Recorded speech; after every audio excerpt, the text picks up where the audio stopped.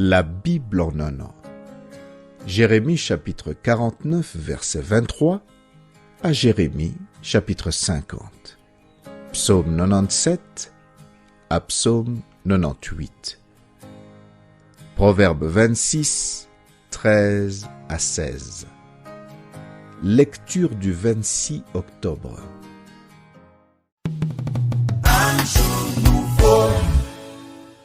Tite chapitre 1.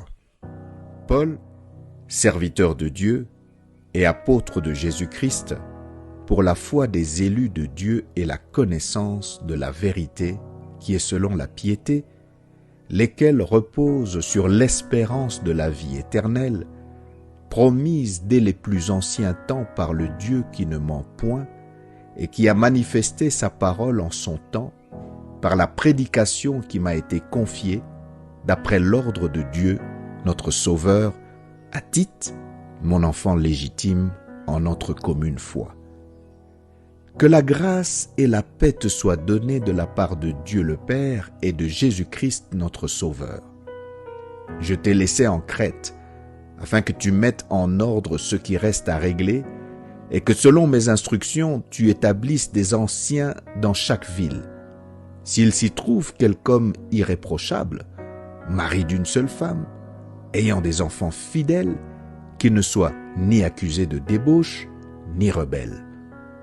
Car il faut que l'évêque soit irréprochable, comme économe de Dieu, qu'il ne soit ni arrogant, ni colère, ni adonné au vin, ni violent, ni porté à un gain déshonnête, mais qu'il soit hospitalier, ami des gens de bien, modéré, juste, saint, tempérant, attaché à la vraie parole telle qu'elle a été enseignée, afin d'être capable d'exhorter selon la saine doctrine et de réfuter les contradicteurs.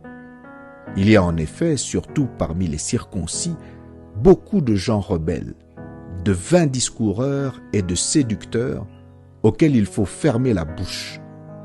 Ils bouleversent des familles entières, enseignant pour un gain honteux ce qu'on ne doit pas enseigner. L'un d'entre eux, leur propre prophète, a dit « Crée-toi, toujours menteur, méchante bête, ventre paresseux ». Ce témoignage est vrai. C'est pourquoi reprends-les sévèrement, afin qu'ils aient une foi saine, et qu'ils ne s'attachent pas à des fables judaïques et à des commandements d'hommes qui se détournent de la vérité. Tout est pur pour ceux qui sont purs, mais rien n'est pur pour ceux qui sont souillés et incrédules. Leur intelligence et leur conscience sont souillées. Ils font profession de connaître Dieu, mais ils le renient par leurs œuvres, étant abominables, rebelles et incapables d'aucune bonne œuvre.